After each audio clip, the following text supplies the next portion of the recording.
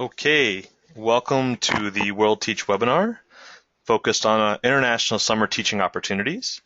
Thank you for joining us. We have dozens of listeners on the line, so we're excited to begin the conversation. Amongst our listeners, we have some new applicants, as well as those who have been accepted into the programs and others that are just simply interested in learning more about WorldTeach and our summer teaching opportunities. My name is Nolan Setker. I'm the Director of Communications at WorldTeach.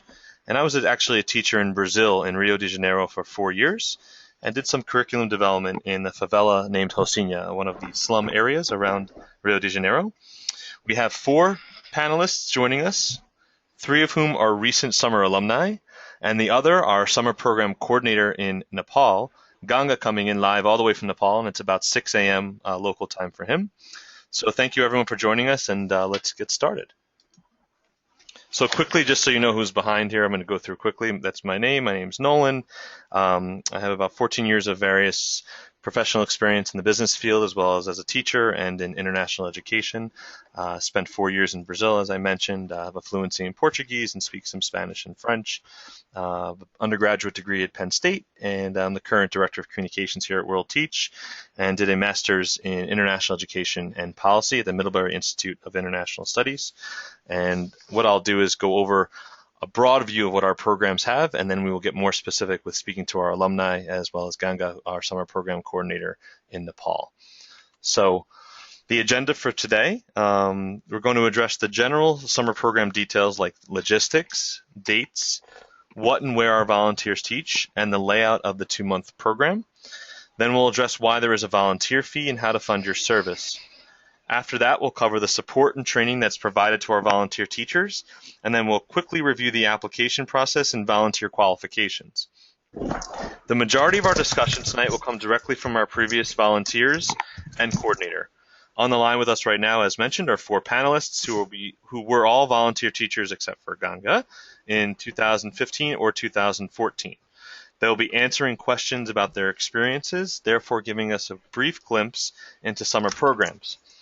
You'll be able to read their bios on the screen to see what backgrounds they have and experience they brought to the classrooms abroad.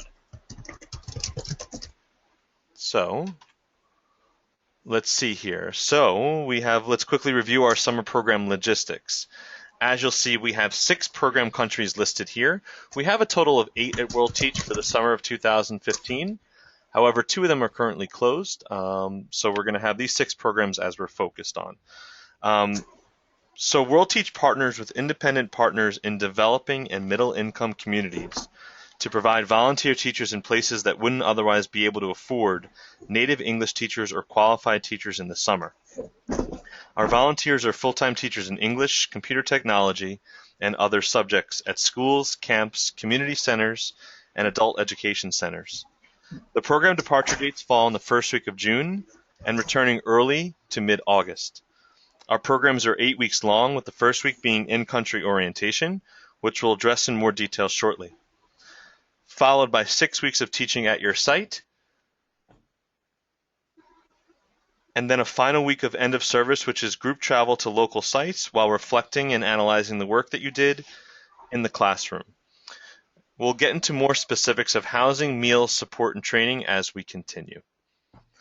And again, as you have questions potentially throughout the webinar, just please chat them into us and we will address them towards a later part of the webinar.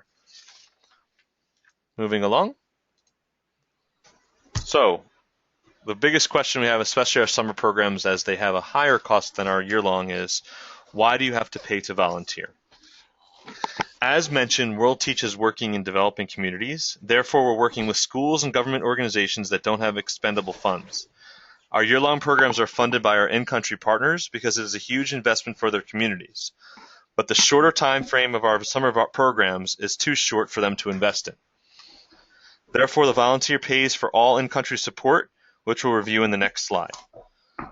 The volunteer fees are $3,990 plus airfare for our programs, except for Namibia, which is priced at $29.90. As many of you are current college students, check with your school to see if there are departments or offices that offer grants, funding, and scholarship for international service work. We currently have partnerships with Posse, Harvard, UNC Chapel Hill, and Notre Dame. So if you attend those institutions, let us know and we can provide you with further information. A listener has asked before about whether volunteers have received college credit for their service. This is possible through certain departments, as it can be considered an internship if it's related to your course of study. You can speak with us further about this or ask your advisors on campus. You can definitely frame this type of experience as immersive learning or an independent study with concrete deliverables that you can use when you come back to school. For applicants that have already graduated or can't secure funding through their university, we highly recommend fundraising. Our volunteers do a lot of fundraising in their local community because, as you can see, this is a lot of money. WorldTeach can provide you with fundraising ideas, as you see in the link here on the page, and we can connect you with previous alumni who were successful in raising all of their volunteer fee. After the webinar, you can look through this fundraising page, which is linked above. If you'd like to open the link and have it as a separate window, please go ahead.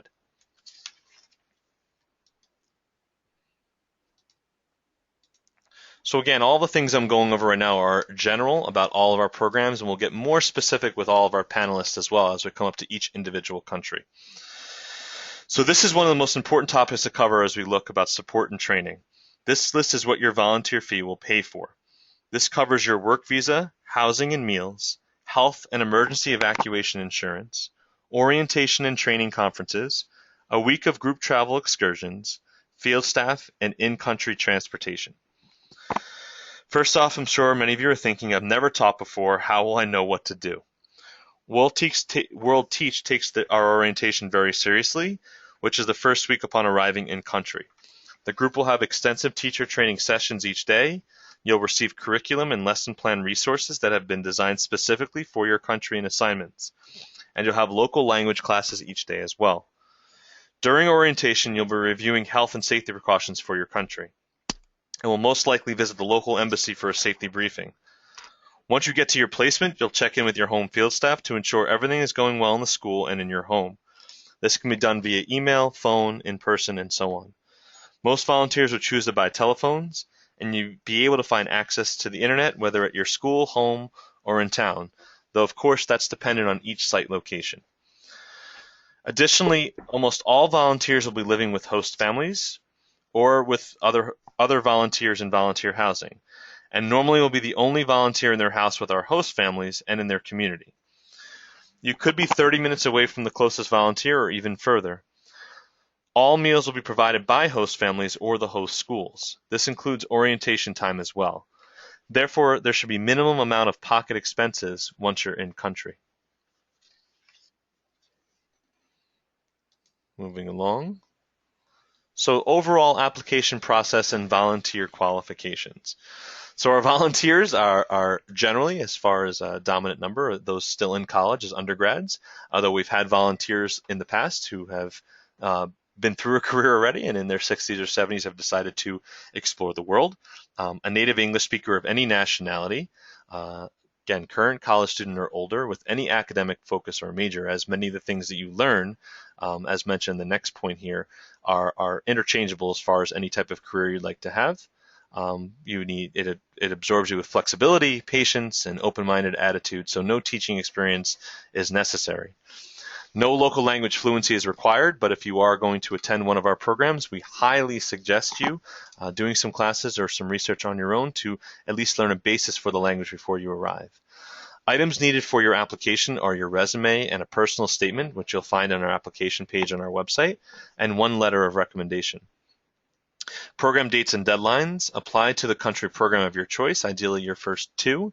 Applications are accepted on a rolling basis until May 1st of this year, April 15th for our Namibia program. The decision is usually made 2 to 3 weeks after your application is complete. And again, a number of our programs are beginning to fill. So if it's something you're contemplating, it's best to get an application in sooner than later. And program departures do vary, but generally be from June to August. So what I'm going to do now is go through a couple of our programs where we don't have alumni on the line. And then you'll see a number of our alumni as well as our summer program coordinator, Ganga, from Nepal. So the first program we're going to highlight is Ecuador, our Ecuador program, which departs in mid-June, returns in mid-August. You teach English at schools, community centers to children or adults, and housing and meals are provided by your host family. As you see, our Ecuador program, we volunteer in the Ecuador summer program, teach English in our primary place in communities that would not otherwise be able to have native speakers, as mentioned. For the summer program, volunteers are placed in rural areas as well as larger, more urban communities. In some cases, a summer program volunteer may pioneer a new site that may eventually host a year-long volunteer. Students range in age, as we mentioned, from elementary to high school to adults, and WorldTeach proudly serves throughout mainland Ecuador. Additionally, there are opportunities working in Ecuador in extension schools in Quito that teach ESL, and you'd be working alongside other year-long WorldTeach volunteers. Next, we have our Morocco program. And this departs, again, similar time, mid-June, returns in mid-August, and teaching English and life skills in community centers to young students and adults in major cities. Housing and meals are provided with the host family. In Morocco, WorldTeach volunteers teach English and life skills to underserved teens and young adults. Placements are in the cities of Casablanca, Rabat, and Fez, where we volunteer in the slum areas with organizations serving orphans and troubled youth. Volunteers with knowledge of French are encouraged to apply, and volunteers live with host families to see more of the life in this fascinating country, described by the late King Hassan II as being like a tree whose roots lie in Africa, but whose leaves breathe in Europe. Volunteers will experience the entire month of Ramadan in this Muslim country. Although they need not observe the fast and host families will make arrangements for the noon meal, it is something that we encourage as part of the cultural experience. Next program is in Poland. In Poland as well, a departure in late June, returning in mid-August, teaching English in middle and high schools across rural eastern regions, and lead extracurricular activities and projects. Housing and meals, again, provided with the host family. And volunteers in Poland teach English during the summer to students of all ages throughout the country. Our vacation with English has served as a fun and effective way for hundreds of Polish students to learn English as a foreign language since 2003. So this is a potential to be as part of the eastern part of Poland, and I know that we do have 7 volunteers who have already applied to this program.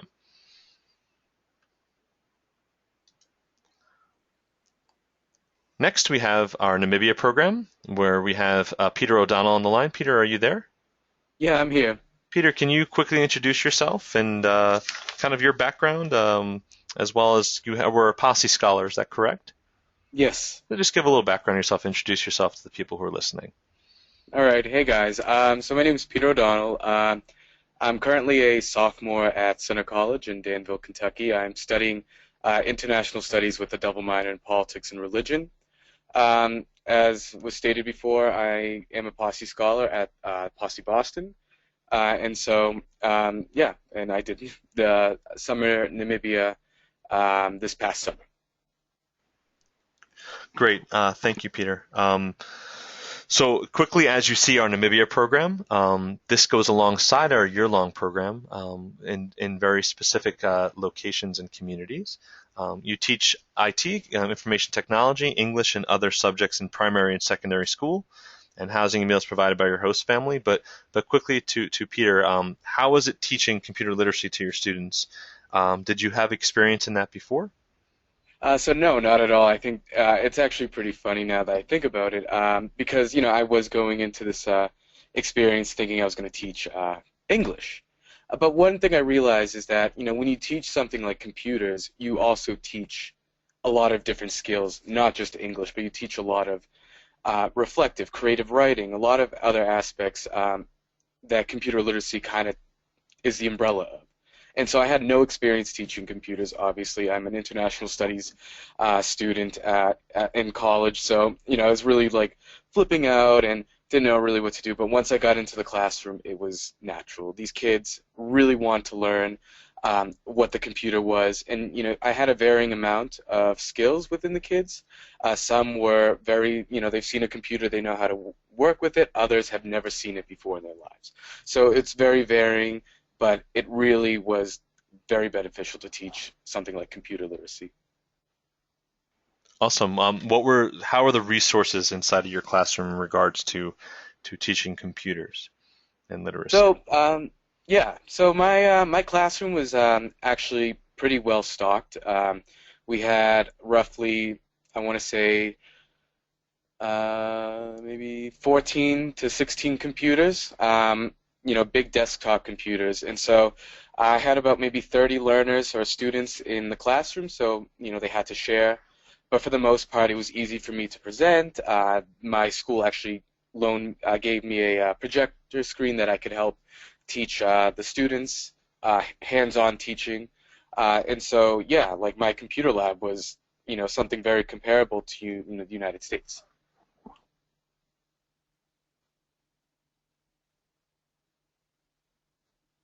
Overall, this is kind of a general question, of course, but how did you feel once you went through training and you were brought to your community with your family and starting your school as far as a safety portion of being in Namibia? How did you Oh, feel? yeah, I was, that's one of the things my mom was worried about was like, oh my God, it's Namibia, it's Africa, all these different things, run through, your mind. But, the moment I got into my housing and into my school, I never once felt unsafe. The community that I was a part of was amazing. They really, really took me into their arms and wanted this experience to be the best for me. And I think I had so much fun. I had so much information that was shared between myself and the students and the teachers and the administrators and the people in the community itself that never once did I feel unsafe. That's great. I mean, it is. It's so many. We do so much outreach with the organization, and so many students who are thinking about doing this are always like, my parents have this, my parents are scared, and then yeah, our worst fears sometimes lay in anticipation as opposed to reality. So that's great to hear. But just quickly for the listeners that are there, can you just quickly go over what it takes to be a Posse scholar and what the background of Posse is quickly, just to those who are unfamiliar? Yeah, so I went to high school in Boston, and so basically the Posse Scholarship takes a group of 10 students from the urban area of Boston and takes them to places that are different. So, and places that almost lack a sense of diversity and a sense of varying opinions and points of view. And so it's a leadership scholarship, highly competitive, and I've been blessed enough to be a Posse scholar for Center Posse 9.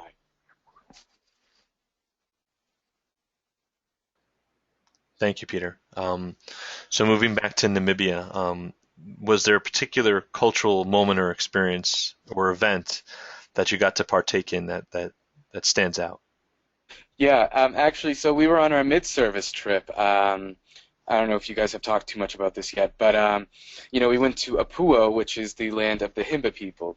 And so the Himba people, for those of you who don't know this, they're usually seen, you see them in National Geographic. The women, are pretty much topless, but they cover themselves in a red clay. And so, we as a group went to visit, a very remote tribe, a Himba tribe, and while we were getting a sense of like how these people lived, what they ate, what language they spoke, one of the women pointed to me and through our translator basically said that I had to take off my shirt and that I was confused. I didn't know what was going on. But in the end, they ended up putting this clay, which was I think almost like an okra and like some other stuff onto my skin, and I became the honorary Himba man on that experience. So it was amazing. It was so funny and so fun and interesting because you don't think about these things until you're actually in that position. And so that was pretty much like one of the many cultural experiences I got to partake in. Wow, that would have been cool to have as your picture right here Yeah. to see. Thank you for sharing that. And again, one final question for you. During that kind of final week you were there for the summer last year, where did you travel with your group during that final week? What was that Yeah, week? What so was that week like?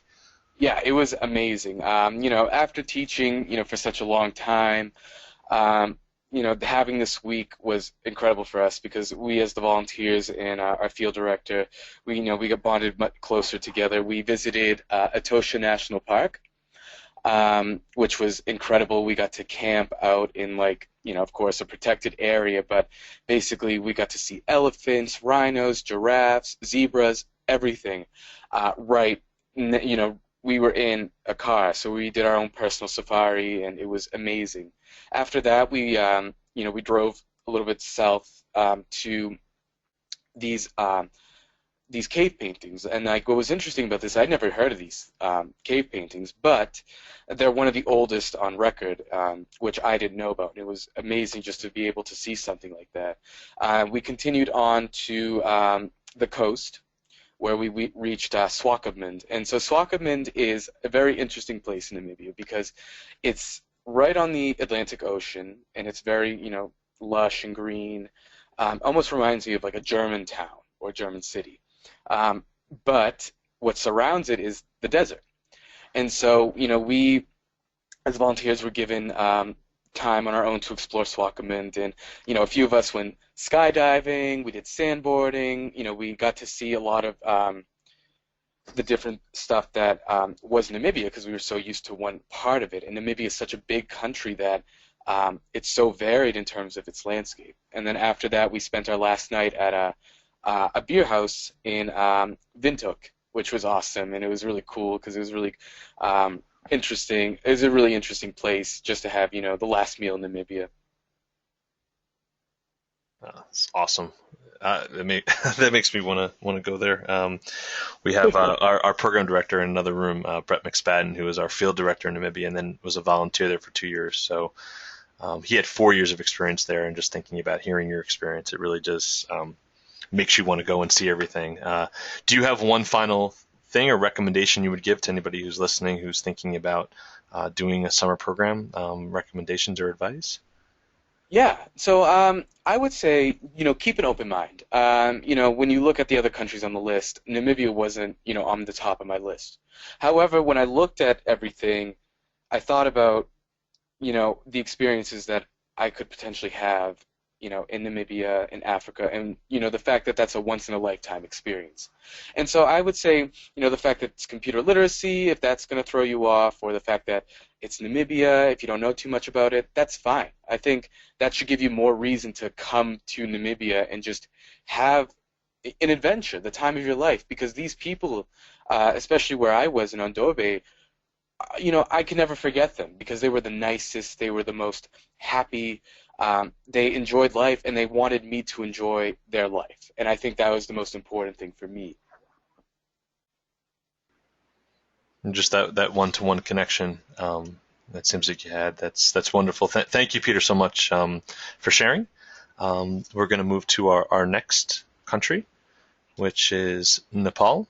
So we're going to have two different perspectives on Nepal. The first one is going to come from Stephanie, who is an alum of our Nepal program. But quickly on our Nepal program, mid-June, departure returns in mid-August, teaching English in a public elementary and high schools with local teachers in the Kathmandu Valley, and housing and meals provided, usually with a host family.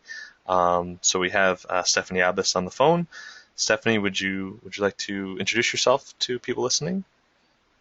Sure, yeah, this is Stephanie.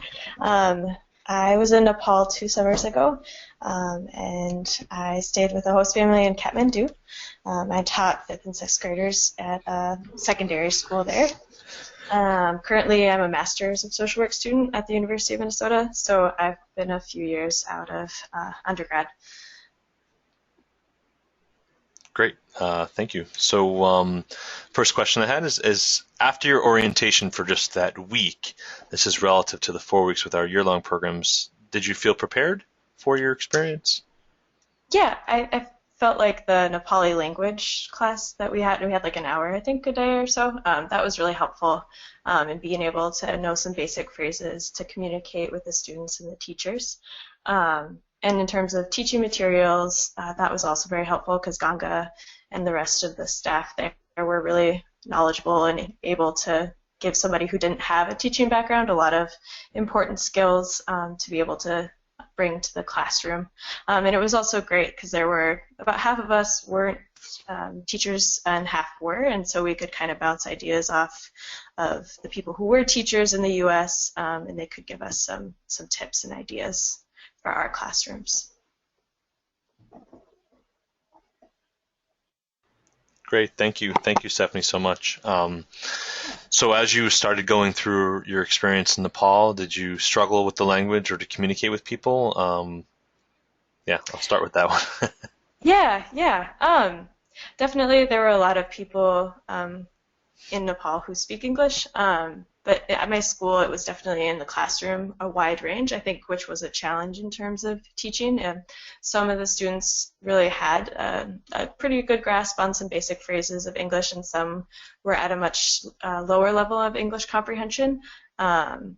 So in terms of me being able to really know where each student was at was kind of challenging. But with my host family, my host father was very fluent in English, and we had some great conversations, and we were really close, and also with my host brother. So in terms of my host family, I didn't have any challenges there, which was really helpful. And they were also kind of my cultural liaison too, and helping me understand different things that were going on. That's great that you had that support with the Yeah. family to feel like it's that part of. I think sometimes when you're in a new culture and not sure what to say, of that nervousness or how are people reacting, but if people are smiling, then it's better than them doing the opposite. That's good to hear. Yeah, So then definitely. the next question is, did you spend any money while you were there? Like, what was the financial portion of those couple months that you spent in Nepal? Yeah, because all the meals were provided by my host family, I spent pretty minimal money on that, unless I wanted to go with the volunteers to a meal at a restaurant. That was the most probably I spent. Also for gifts for family members going home, but in general, I really didn't spend too much money, other than just the cost of the volunteer experience. But that was totally worth it, in my opinion. Great. So then, once you came home, is that when you started your master's, or what was your transition like when you came home a couple summers ago? Yeah, so I had worked for a few years, and then I applied to a master's program. And so in between my job and my master's program, I decided I wanted to do WorldTeach. So the transition back was right back into school. I think the biggest challenge was that I was really sad to leave Nepal, and I wish I could have been there for longer, and spent more time with my family and at the school, because I felt like I was just getting in the groove of things. But it also encouraged me to want to definitely go back at some point for an extended period of time. So it definitely sparked my interest in Nepal. So it was more a challenge of me missing the people I had met and the people in the program. And then, yeah, that was probably the biggest challenge. But it was also such a great experience. I just didn't want it to end, really. So why did you choose Nepal? Yeah, I had worked with Bhutanese refugees in Minnesota who were living in refugee camps in Nepal, and so I had heard about it from the people I had worked with, and also I always had heard that Nepal was a beautiful country, but that was the basis of it. But then when I got there, I realized how much, I just really enjoyed it. So, yeah.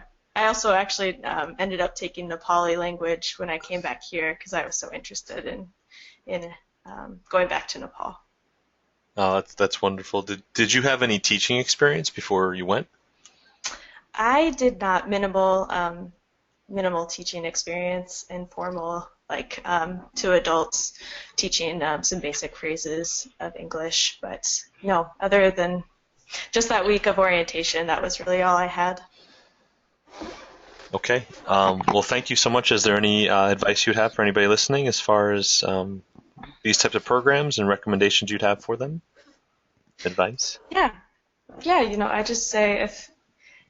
I just say Nepal is a wonderful opportunity, and I really think that anybody who's interested in going to Nepal or trying going to a new place, I think it's a great experience, and it really broadens your horizons. So I think it's a good opportunity. You should do it. Okay. Cool. Well, thank you, Stephanie, so much. Yeah. Moving along Sure. and continuing in Nepal, though, we have Ganga on the phone here. and he's coming in from Nepal. Again, he mentioned it's 6:30, so about 11 hours forward of where we are on the east coast of the United States.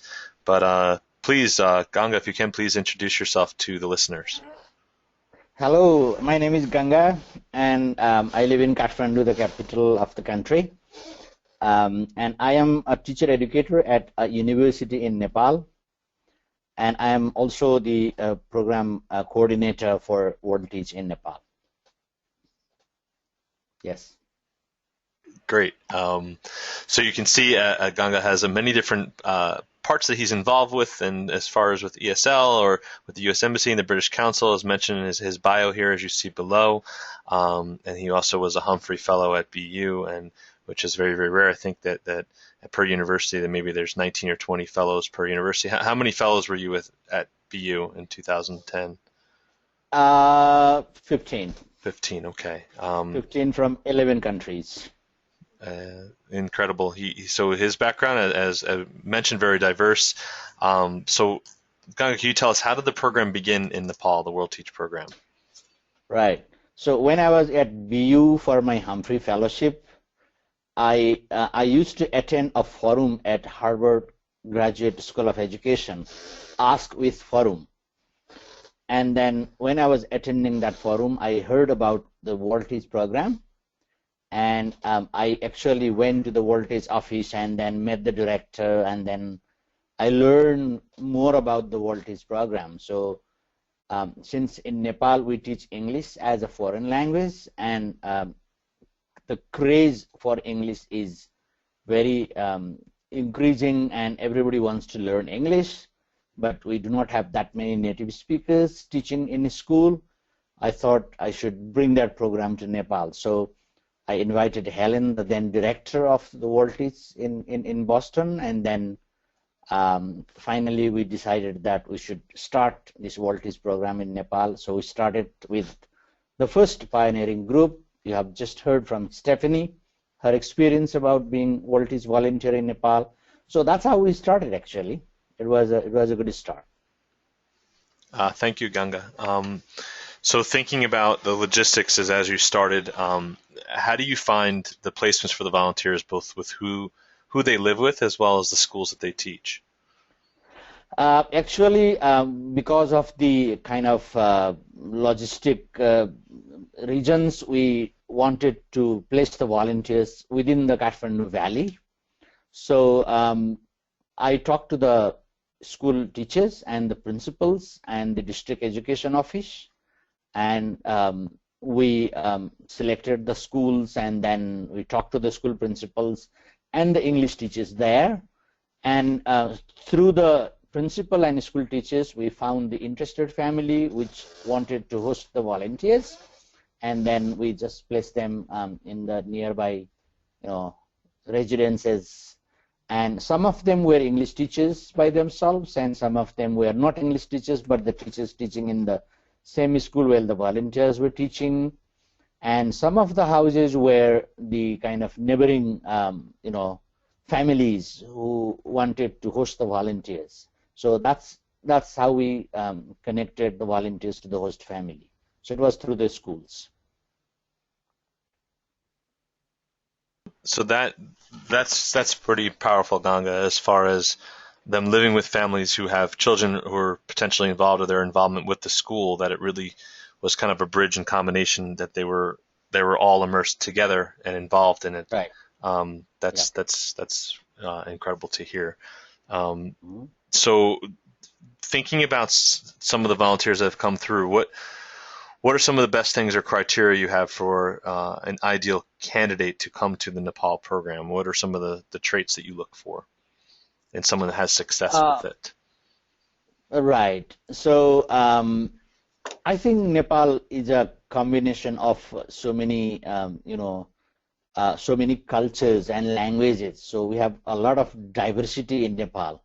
So the candidates who would like to come to Nepal should, be adaptable to different diverse needs of the children.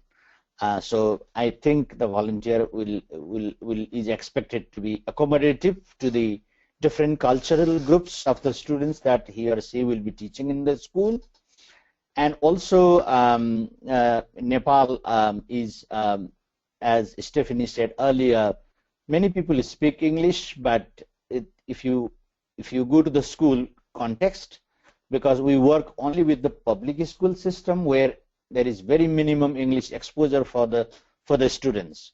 So when they see the native speaker, every children want to talk to the teacher. Every children want the volunteers to come to their classroom. So sometimes it's a bit difficult to, or not difficult, but it's challenging, to place the volunteers to a particular class. So there is a kind of so many children from so many classes, they want to make friends with the volunteer. So so the volunteer is expected to address, that kind of situation where children want to come and talk to them, and so that's the kind of thing that we look for. That's a good point you made. The fact that when they go that so many of the kids are curious, and then how it's differentiated between which classrooms get which volunteer and how they mix it to have at least some exposure. That's a challenge in such a small amount of time as well. That's right. That's a very good point. Thank you, Ganga. So talking and thinking about some of the volunteers that may come over to you this summer, what are some of the potential cultural differences that they will encounter if they're coming, let's say, from the United States or from the UK or Australia or New Zealand? What are some things that you see? Yeah. So the first thing is we are a very collectivist culture. So someone coming from the United States, where individualism, individual freedom is extremely important. So this is a group culture here. So that is the kind of situation I think is one of the big differences that people from North America or Europe face in Nepal. So there is a privacy, but still people would like you to be in the group. They ask you all sorts of questions which might be not easily discussed in the US context, talking about the family, their parents, their children, their marital status, and that kind of thing. So that's the first thing that they find a little bit challenging in the beginning. And the second is the food.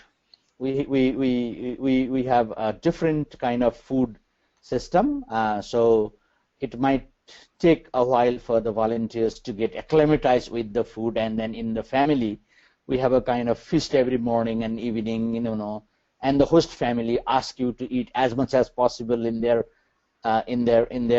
family. So it's not because they force you, but it's because they take care of you, so they want you to eat as much as possible. So giving pressure while lunch and dinner with the family is another kind of culture shock for some volunteers.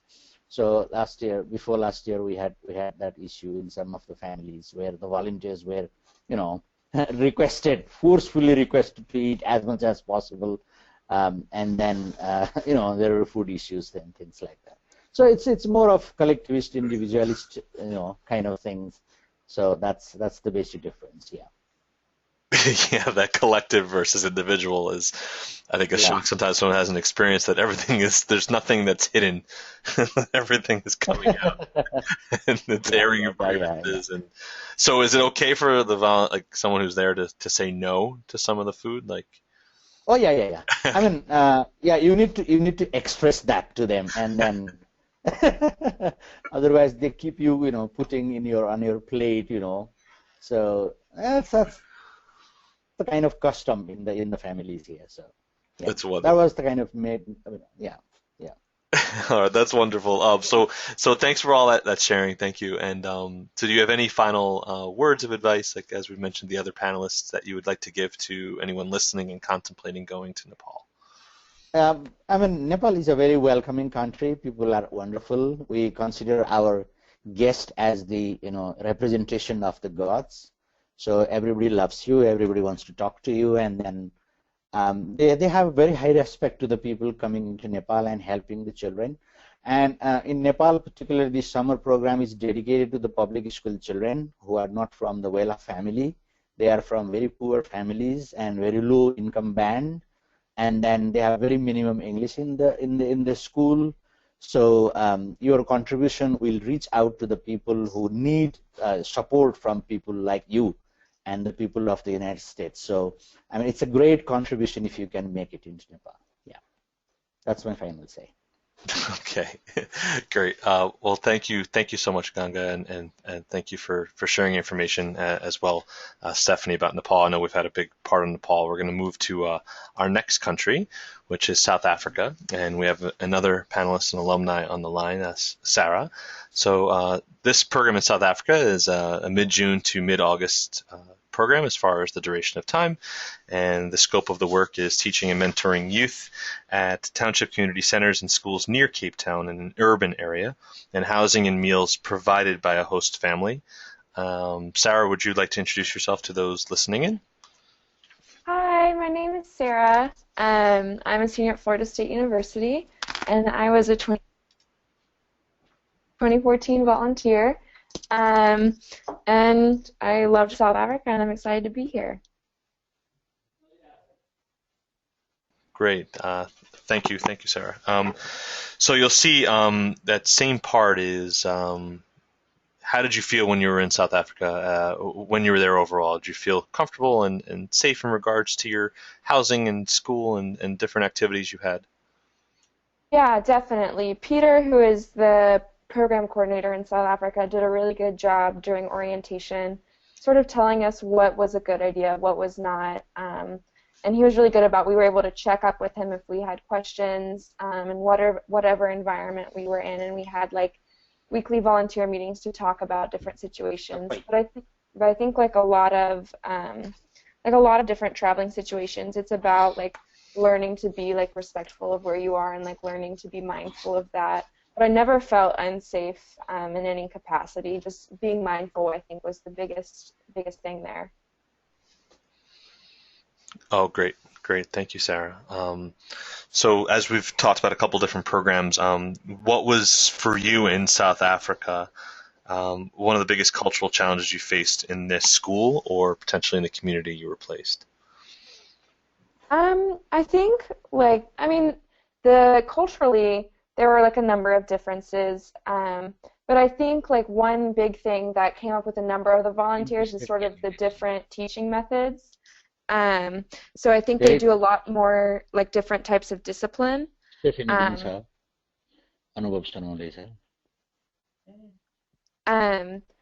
like I think like sometimes they would use sort of discipline that in a school in the United States we wouldn't use. Like I think they're just things that might make you uncomfortable coming from like a Western background, but are very much part of the culture there and very much accepted. So learning to like see different things going on in the classroom and realizing that was a part of like what was going on there and like part of their culture and their like educational culture. Great. So was it a fine line of that you felt a need to do it because it was the norm, or was it something that you spoke about as you potentially questioned it? Oh, it was something we spoke about, like seeing it in other teachers we were working with. It's not something that like we practiced, but just seeing it in the environment and learning about like the culture that was a part of. Okay, great. And thank you for sharing that. So what was it like living with your host family and the meals that you had? Tell us about that experience as well. So the South Africa program is a little different. We had about half our volunteers living with host families and about half living in a volunteer house. So I lived in a volunteer house with I think 6 other volunteers, which was a lot of fun. And so Peter, who was the program coordinator, was his wife would cater meals for us. But there's a lot of like different influences in the food there. A lot of it's like Indian influenced or like different Asian cultures influenced food, as well as some like African influence. So like the food was not radically different, but it was really delicious. And we also had the opportunity to get to know some of the host families that our fellow volunteers were living with, which was really awesome. So we were able to integrate in the community as well, but also be able to live with our fellow volunteers. Great. Thank you so much for sharing that. It does each country have a varying part as far as the housing situation. As people do apply for various programs, potential volunteers, there is that option that you fill out with this profile form as far as the preference, and we try to have an as ideal a match as possible. So moving to the next question, Sarah, is what was your biggest accomplishment, or what did you take away from the experience overall? I think like the biggest thing for me was getting to know the people in South Africa that we were working with. I think my favorite moment was we were working with a program called Akumba Youth, which works with students specifically out of Masiphumelele, which is one of the townships there. And at the end we did sort of a winter school where we were tutoring. We went to Khayelitsha, which is like the bigger township outside of Cape Town, and did sort of like a talent show, and like there was a debate team, and our branch, which was like the smallest branch, ended up winning, and it was really cool to see like students you'd been working with who put together a lot of their own acts, or who did like debate on their own, like have this like really big accomplishment, and to like be able to share that with them and like get to meet people from different parts of Cape Town. So for me, that was like the pinnacle experience and really awesome to be a part of. Great. Thank you so much. As mentioned to the other panelists, is there anything you'd like to share as far as recommendations or advice to people who are potentially thinking of a program in South Africa? Just do it. Like I remember I applied, and then I was on, what am I doing? Like, what did I get myself into? But it was absolutely like the most pivotal summer of my life. So like, definitely apply and do it. You won't regret it. It's pretty clear. Thank you. To have that mentality to just go and to take that risk and go get over your assumptions about something. It is a big step, but once you're there, right, it's you're realizing how similar we all are. That's what's a part of it. So that's great. Thank you, Sarah, so much for sharing, and thank you again to all the panelists for sharing information about what their programs are and what they meant to them, as well as some of the little nuances of logistics that went along with them. As we go through now, I have a couple parts with some Q&A. I have some attendees who are here. If any of you would like to write in some questions for us, please do them now. As we mentioned that one part as far as the potential fundraising that came up in an earlier question, that those are some of the options as we mentioned earlier. What we'll do as well is we'll be sending out this webinar as a recording to all those who are here as well as not. That gives you all this information in case you missed it. But looking through right now, I don't see questions coming through. And let's see. Again, any questions, please put them through right now.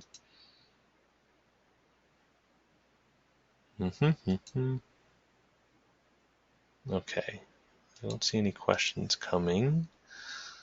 So we'll go through some more of our stunning pictures of our programs. Nothing coming through. Okay. So I'll give it another minute or so to see. Oh, here we go. Here's a question here from Judy. How often are you in contact with mentors, teachers? So Judy, does that mean how often are you in contact with the coordinator or with other teachers who are volunteers? Is that the question?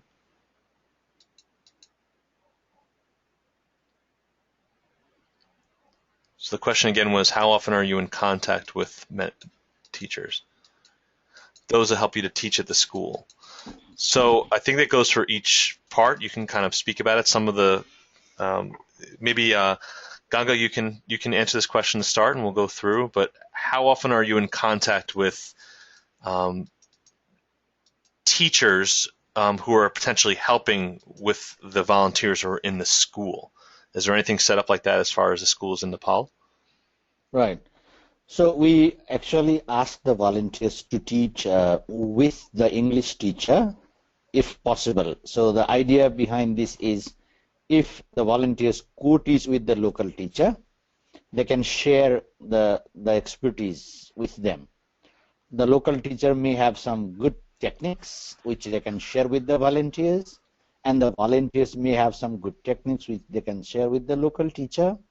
And also the native speakers English plus local teachers pedagogy if we can make a blend of those, that the children might get a lot out of it. But that does not always happen in all the schools.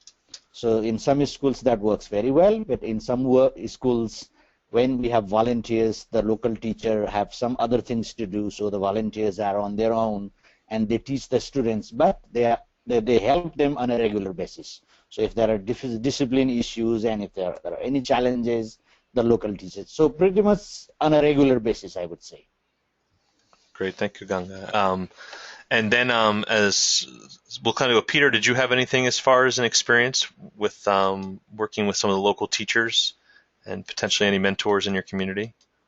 Yeah, so I was teaching ICT, computer literacy. So actually, what ended up happening was that of course, the field director, Damaris, offered me a lot of support in terms of what I could use.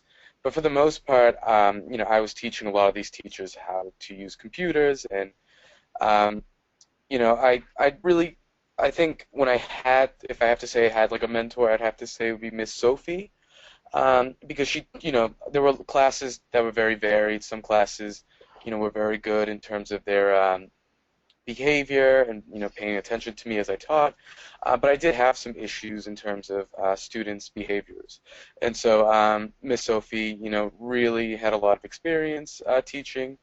She was teaching math at my school, the Marikange, and so basically she helped me kind of deal with some of the learners that were acting up, and it really benefited me because if I didn't have that, it would have made the process a little bit more difficult, but I think that's one of the big things for me and a lot of the other volunteers. I don't want to really speak for them, but something I've got from them was that a lot of the teachers wanted to help them, and I think that was really important for me.